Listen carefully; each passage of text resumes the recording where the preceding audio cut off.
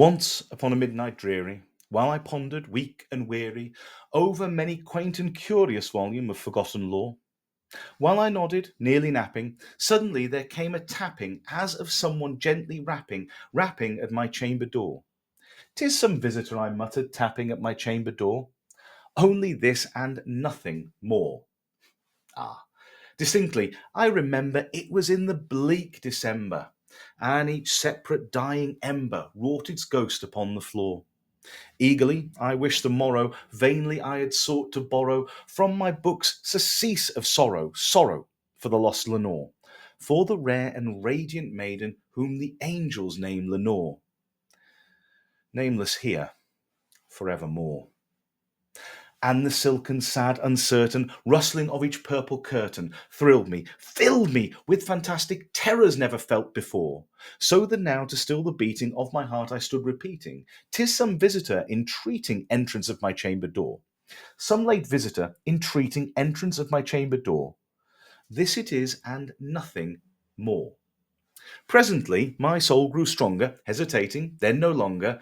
"Sir," I said, "or madam, truly your forgiveness I implore, but the fact is I was napping, and so gently you came rapping, and so faintly you came tapping at my chamber door, that I scarce was sure I heard you." Here I opened wide the door. Darkness there, and nothing more. Deep into that darkness peering, long I stood there, wondering, fearing, doubting, dreaming dreams no mortal ever dared to dream before. But the silence was unbroken, and the stillness gave no token, and the only word there spoken was the whispered word, "Lenore." This I whispered, and an echo murmured back the word, "Lenore." Merely this, and nothing more. Back into the chamber turning, all my soul within me burning, soon again I heard a tapping, somewhat louder than before. "Surely," said I, "surely that is something at my window lattice. Let me see then what thereat is, and this mystery explore. Let my heart be still a moment, and this mystery explore. 'Tis the wind and nothing more." Open here I flung the shutter, when with many a flirt and flutter, in there stepped a stately raven of the saintly days of yore. Not the least obseisance made he, not a minute stopped or stayed he, but with mien of lord or lady, perched above my chamber door, perched upon a bust of Pallas just above my chamber door, perched and sat, and nothing more. Then this ebony bird beguiling my sad fancy into smiling, by the grave and stern decorum of the countenance it wore, "Though thy crest be shorn and shaven, thou," I said, "art sure no craven, ghastly, grim, and ancient raven, wandering from the nightly shore. Tell me what thy lordly name is on this night's Plutonian shore." Quoth the raven, "Nevermore." Much I marvelled this ungainly fowl to hear discourse so plainly, though its answers little meaning, little relevancy bore. For we cannot help agreeing that no living human being ever yet was blessed with seeing bird above his chamber door, bird or beast upon the sculptured bust above his chamber door, with such name as Nevermore. But the raven sitting lonely on the placid bust spoke only that one word, as if his soul in that one word he did outpour. Nothing farther than he uttered, not a feather then he fluttered, till I scarcely more than muttered, "Other friends have flown before. On the morrow he will leave me, as my hopes have flown before." Then the bird said, "Nevermore." Startled at the stillness broken by a reply so aptly spoken, "Doubtless," said I, "what it utters is its only stock and store, caught from some unhappy master, whom unmerciful disaster followed fast and followed faster, till his songs one burden bore, till the dirge of his hope that melancholy burden bore, of never, nevermore." But the raven still beguiling all my fancy into smiling, straight I wheeled a cushioned seat in front of bird and bust and door.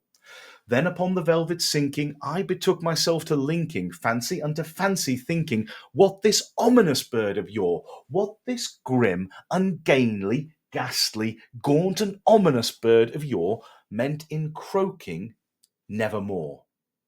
This I sat engaged in guessing, but no syllable expressing to the fowl, whose fiery eyes now burned into my bosom's core.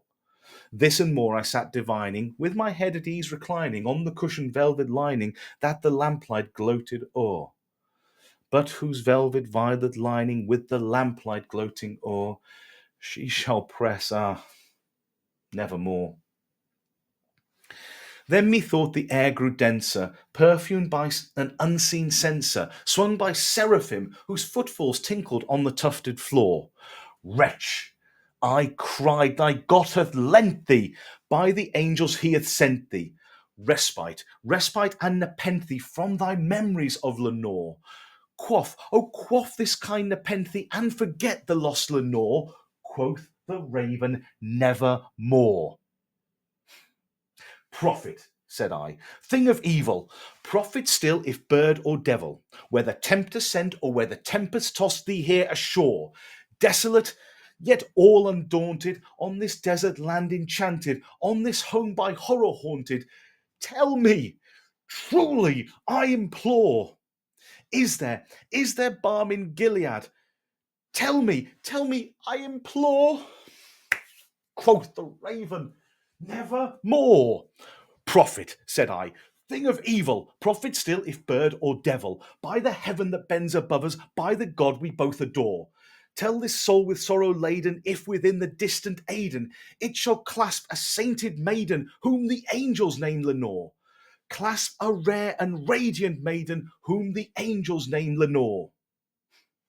Quoth the raven, nevermore.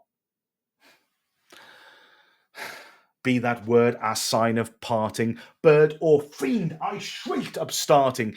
Get thee back into the tempest and the night's Plutonian shore. Leave no black plume as a token of that lie thy soul has spoken. Leave my loneliness unbroken. Quit the bust above my door. Take thy beak from out my heart and take thy form from off my door.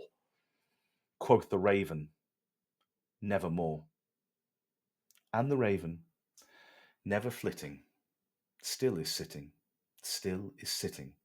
on the pallid bust of Pallas just above my chamber door.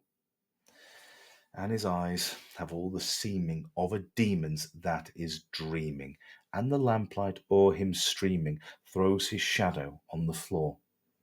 And my soul from out that shadow that lies floating on the floor shall be lifted nevermore.